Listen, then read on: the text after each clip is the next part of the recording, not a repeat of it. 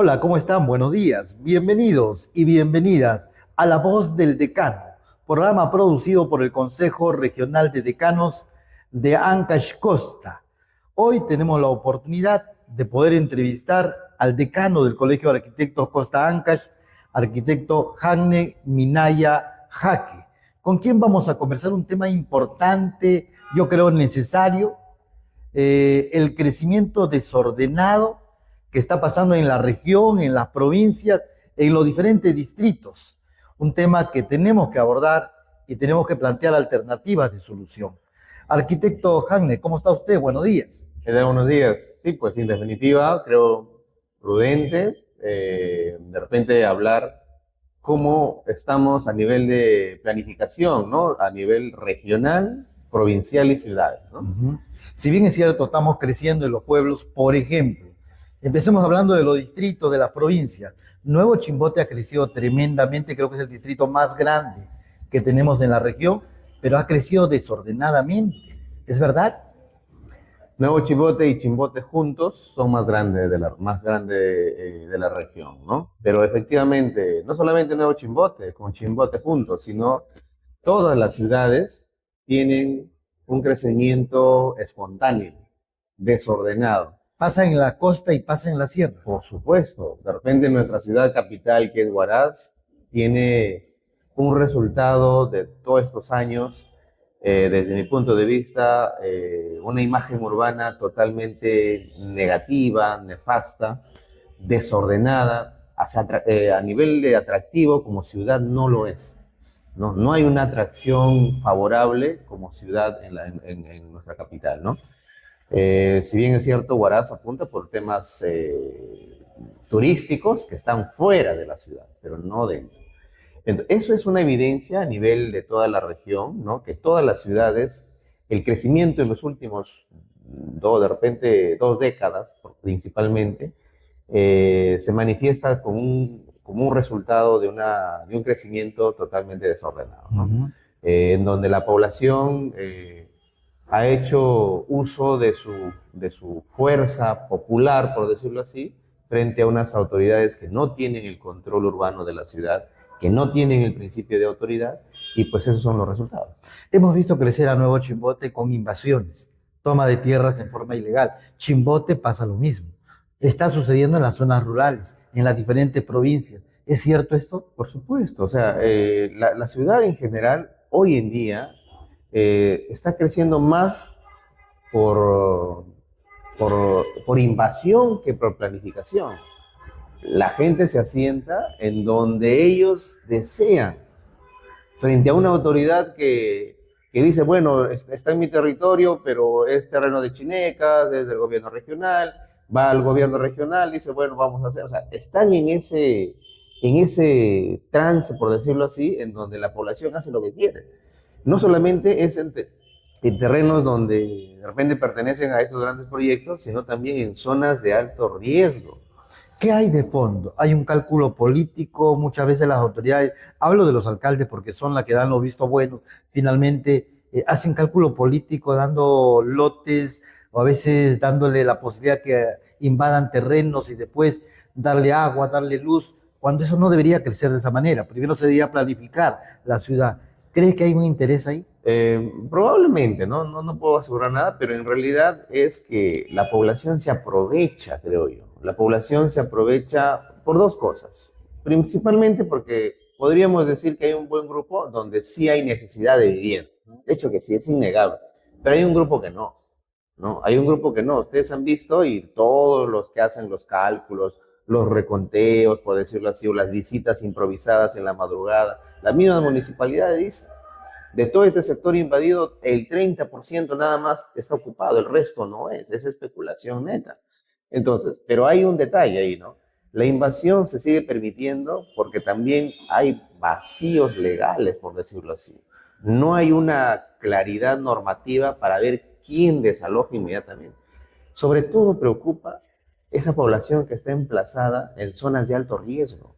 Uh -huh. Por ejemplo, la quebrada de San Antonio. Uh -huh. en una activación de la quebrada va a haber afectación. Frente a lluvias fuertes, por Guayco, como ya ha pasado. Definitivamente, y eso es lo que, por ejemplo, ¿a quién se le va a atribuir esa responsabilidad? Claro. ¿Todo el mundo se va a lavar las manos? No, es ahora. Claro. Pero también hay que pensar, ¿a dónde lo vas a reubicar? Esa es la función. Planificación. Exacto. Lo mismo pasa en el centro de Chimbote o en Chimbote, en la periferia, por ejemplo, con el Cerro San Pedro. Por En pleno un supuesto. cerro arenal están haciendo construcción. Por supuesto, la Unión, la ladera de Unión, todo ese sector son potenciales a sufrir de repente un daño severo frente a un movimiento sísmico de alta intensidad. Entonces, ahí va a haber población que realmente podríamos decir hasta pérdidas humanas. Entonces, ¿a quién le atribuimos esa responsabilidad? Ahora, desde mi punto de vista, atribuirle es a las gestiones municipales. Las autoridades, los alcaldes. Por supuesto. O sea, ellos son los principales responsables de garantizar y prevalecer la calidad de vida. Ellos saben en estas zonas son de alto riesgo, alto peligro. Entonces, por lo tanto, ellos tienen que tomar las acciones para poder generar espacios en donde se les pueda reubicar o donde se les pueda reasentar, y esas zonas dejarlo como tal, libre. En los instrumentos de planificación, que está desactualizado por cierto, no dice que en esas zonas debe haber vivienda. Dice zonas no aptas para uso de vivienda, no urbanizables. Yo no sé hasta qué punto las autoridades no leen ese documento. En todo caso, habrían dos responsables. Por un lado, la población que invade allá, invade acá, a pesar que no son actos, y por otro lado, las autoridades que no hacen nada al respecto. Claro, pero ojo, claro, se le atribuye la responsabilidad compartida, pero la gente sí sabe. La gente desde el momento que se ocupa en un lugar donde no es de su propiedad, ya está cometiendo una falta. Ese es uno. Y lo otro, ¿y dónde está el control urbano? Claro. Lo dice la Constitución Política, lo dice la Ley Orgánica de Municipalidades, lo dice y lo establece la ley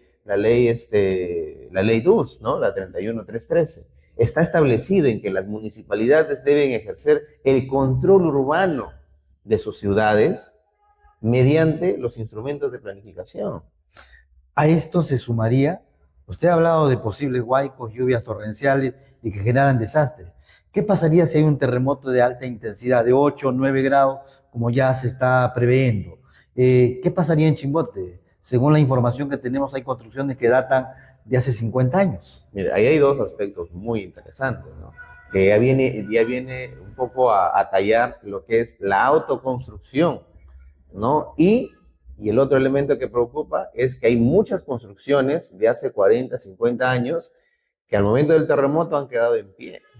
Entonces, teniendo en cuenta que esas construcciones de hace 50 años o 40 años ya han cumplido un periodo normativo, por decirlo así. Periodo de vida. Periodo de vida de la construcción en que ya necesitan ser renovadas. Ese es uno. Y lo otro es que probablemente del 60 al 70 o el 80% de los edificios en la ciudad de Chimbote y Nuevo Chimbote son o están ejecutadas bajo o sin un asesoramiento técnico. O sea, sin criterio técnico. Así es. Hay casas que se han hecho primero con bases para 1, 2 pisos y después han llegado a construir cuarto, quinto, sexto piso. Exacto. Ese es el problema de nuestra realidad ahorita en tema constructivo. Arquitecto Hanne, ¿qué hacer frente a este problema? Hay 3 aspectos que podríamos mencionar. El primero, a nivel regional. A nivel regional existe un instrumento que necesariamente deberíamos tener que nos sirva de base para seguir orientando las provincias y los distritos territorialmente para un crecimiento ordenado. Sobre esa base, para seguir planificando, que es la ZEE. Es un instrumento de carácter regional. Ancash no lo tiene. No está aprobado. Hace, si no recuerdo, más de 15 años se inició para elaborarlo. Teniendo en cuenta, ojo, que a nivel nacional, 6 regiones que no cuentan en este instrumento, 6 nada más que no tienen ese instrumento, Ancash está dentro de eso. O sea, la mayoría de regiones del Perú cuentan con este instrumento de planificación. ¿Y Ancash no lo tiene? Ancash no lo tiene. ¿Qué refleja eso? ¿Desinterés? ¿Irresponsabilidad? Todo lo que estás mencionando. No entienden. ¿Y a nivel de Ancash ninguna provincia? Ya, después de la región, ¿no? Ahí empezaríamos, por ejemplo, que las autoridades regionales empiecen, los funcionarios de carácter regional reinicien o Pero tiene que retomen. haber decisión política del gobernador. Definitivamente, está más que probado mientras que el que encabeza o el que lidera tanto el gobierno regional o los gobiernos locales, no se hace nada. Si ellos no toman la decisión política, los funcionarios no van a hacer nada. Pero el funcionario tiene la obligación de decirle, ¿sabe qué, señor gobernador o señor alcalde? Este es los potenciales o las ventajas de planificar o de tener instrumentos.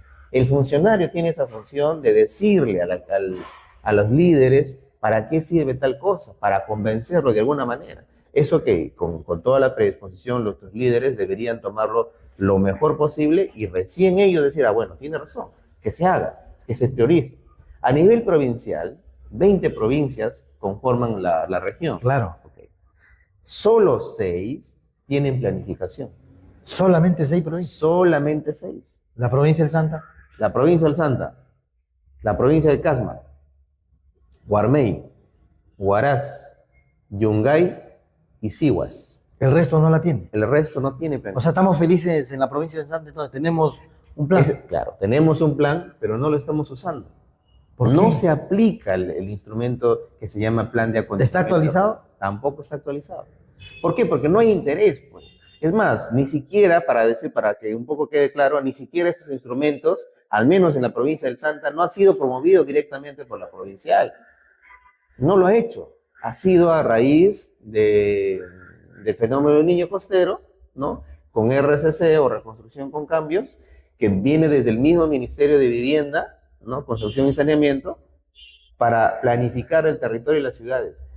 A raíz de eso se ha obtenido el último plan, no por iniciativa de la provincial, que debería ser al revés. O sea, la provincial, de acuerdo a las leyes, deberían planificar constantemente y actualizar los planes, y no lo hacen. Este es un tema preocupante, un tema urgente de atender y que tenemos que hacer el llamado no solo a la población, creo que a las autoridades que deben estar comprometidas, desde el colegio o desde los decanos.